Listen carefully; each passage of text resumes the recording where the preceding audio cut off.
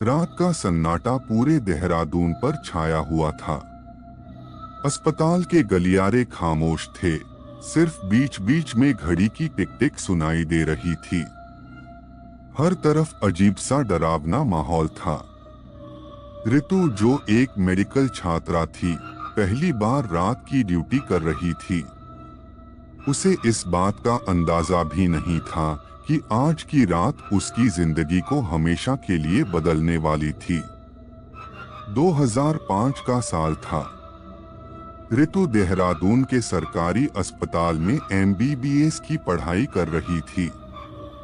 वो एक होशियार और मेहनती छात्रा थी जो अपने सपनों को पूरा करने के लिए दिन रात एक कर रही थी। उसकी कोई बहुत बड़ी फैमिली नहीं थी, सिर्फ माँ और एक छोटी बहन थी जिनकी जिम्मेदारी भी उसी पर थी। ऋतु की जिंदगी आम लड़कियों की तरह ही थी, लेकिन अस्पताल में रात की ड्यूटी के किस्से हमेशा से डरावने हुआ करते थे।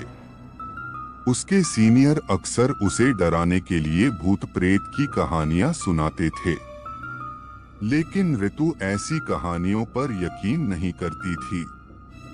उसे लगता था कि ये सब मन का वहम है। एक दिन उसके सीनियर डॉक्टर ने उससे कहा, ऋतु, आज रात तुम्हारी ड्यूटी है। इमरजेंसी केस आ सकता है, इसलिए तुम्हें अस्पताल में ही रहना होगा। ऋतु ने हिम्मत दिखाते हुए कहा, ठीक है सर, मैं तैयार हूँ। रात के 10 बजे थे। ऋतु ने अस्पताल के अंदर का राउंड लिया। सब कुछ सामान्य लग रहा था। सारे मरीज सो रहे थे और कुछ इमरजेंसी केस के डॉक्टर अपने काम में लगे हुए थे। ऋतु ने अपने सीनियर से पूछताछ की, लेकिन अभी कोई नया केस नहीं आया था, इसलिए उसे आराम करने के लिए कहा गया। ऋतु अस्पताल के एक छोटे से कमरे में चली गई जो नर्सों के लिए था। वहां उसने अपनी किताब निकाली और पढ़ने लगी, लेकिन आधी रात होते होते उसकी आंखें भारी होने लगीं और वो सो गई। रात के करीब 2 बजे अचानक ऋतु की नींद खुली। उसे लगा कि अस्पताल में कुछ अजीब हो रहा है। हवा में हल्की सी सर्दी बढ़ गई थी और चारों ओर सन्नाटा पसरा हुआ था।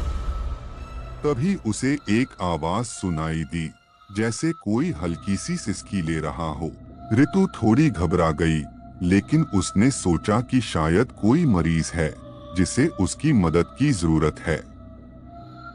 उसने अपनी टॉर्च उठाई और आवाज की दिशा में चल पड़ी।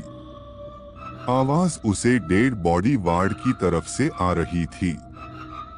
जैसे ही वह वहां पहुंची, उसे महसूस हुआ कि वहां कुछ अजीब हो रहा है। वार्ड का दरवाजा बंद था, लेकिन अंदर से हल्की हल्की सिसकियों की आवाज साफ सुनाई दे रही थी।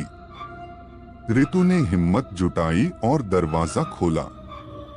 अंदर का माहौल बेहद ठंडा और भयानक था। वहां रखी लाशें सफेद कपड़े में लिपटी हुई थीं। लेकिन एक लाश के पास खड़ा था एक शख्स जिसके चेहरे पर गहरी उदासी थी। कौन हो तुम? ऋतु ने डरते हुए पूछा। उस शख्स ने धीरे से अपनी ओर इशारा किया। मैं वही हूं जिसे तुमने भूलने की कोशिश की है। ऋतु ने गौर से देखा। वह शख्स उसके बचपन का दोस्त था, जो कुछ साल पहले ही एक हादसे में मर चुका था।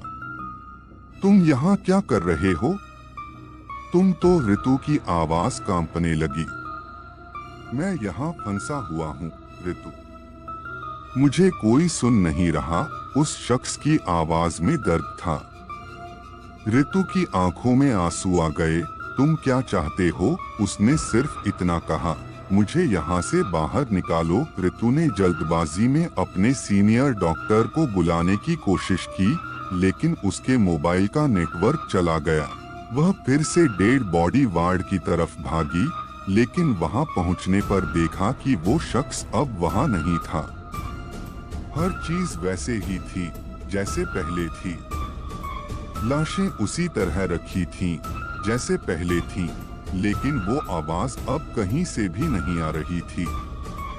ऋतु ने अस्पताल की फाइलें चेक की, लेकिन उस नाम का कोई मरीज पिछले कई सालों से अस्पताल में आया ही नहीं था। वो पूरी रात इसी उधेड़बुन में लगी रही कि आखिर उसने क्या देखा था। क्या वो सच था या फिर उसका वहम? रात बीत चुकी थी। सुबह अस्पताल में हलचल बढ़ने लगी, लेकिन ऋतु की आंखों के सामने बस वही अजीब दृश्य बार बार आ रहा था। क्या वो सिर्फ उसकी कल्पना थी या फिर कोई भूतिया अनुभव?